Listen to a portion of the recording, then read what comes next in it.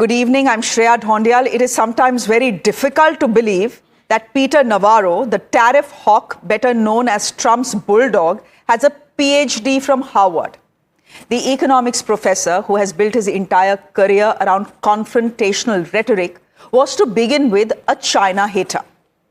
Now Navarro's nautanki around India has become a never-ending rant.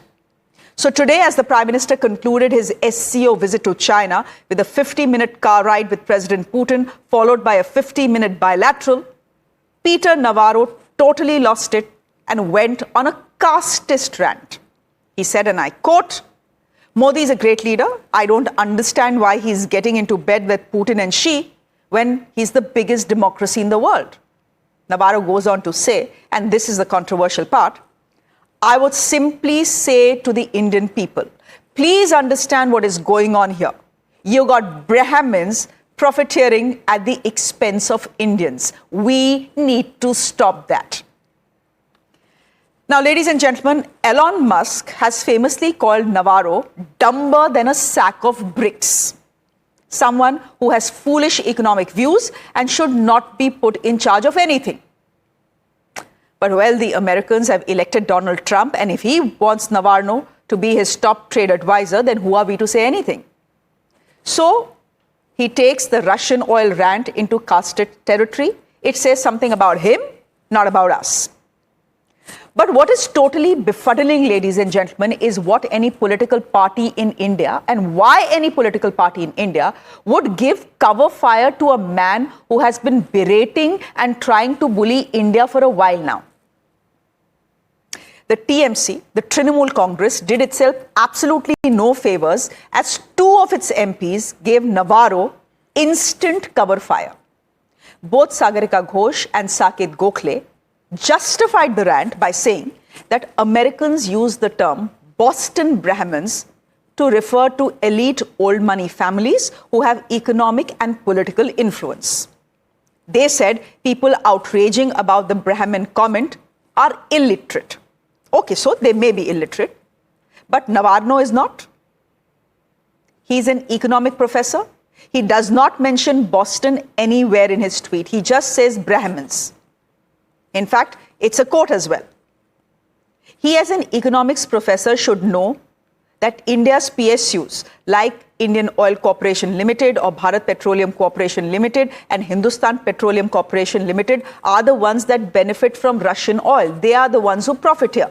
So do the Ambanis and so do the Ruiyas. And none of them is a Brahmin. Question is, was he trying to incite trouble in India? What Navarro says or doesn't say, ladies and gentlemen, is immaterial. We don't have to take him seriously. Point is, why jump in to justify and support a man who is clearly trying to provoke India? The TMC's own allies, like the Congress and the UBT, have asked them to spare all of us the English lessons. उससे सहमत नहीं हूं, लेकिन एक बात सच है कि 100% जो कॉर्पोरेट हाउसेस है अपर कास्ट के हाथ में ही है। अपर कास्ट रसिया से तेल खरीद करके रिफाइन करके ऊंचे दाम पर बेच रहे हैं और जनता को इसका लाभ नहीं मिल रहा है, ये भी सच्चाई है। However, the opposition is coming down on Prime Minister Modi like a ton of bricks over his SCO meet, hug and handshake with Xi Jinping. The joint declaration between the two countries spoke of partnership, not rivalry. The opposition wants to know if the Prime Minister has forgotten China's deceit, the 5-year-long standoff in eastern Ladakh, and the sacrifice of 20 Indian soldiers in Galwan. Jairam Ramesh of the Congress has said that the elephant has bowed down to the dragon as the Prime Minister didn't even question or call out China on Beijing, given live intelligence inputs to Pakistan during Operation Sindoor.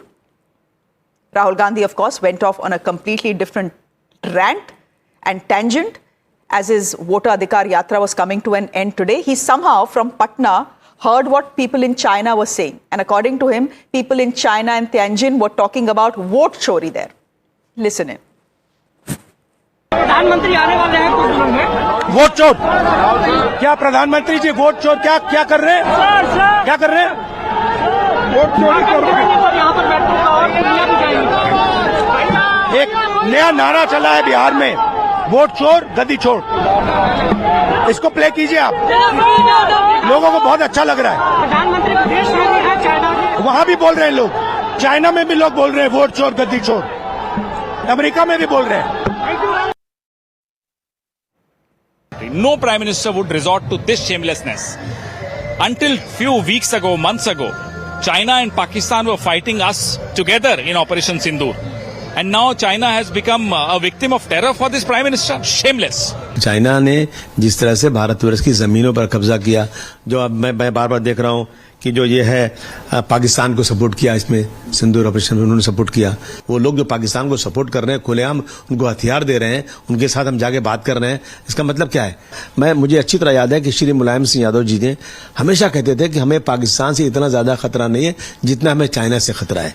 President Trump is saying Indian economy is dying. President Trump is saying we will teach them a lesson. Whom? The India. I have forced them to come onto the table for negotiation with Pakistan for ceasefire. He is claiming. And what was our answer? A big deafening silence from Modi.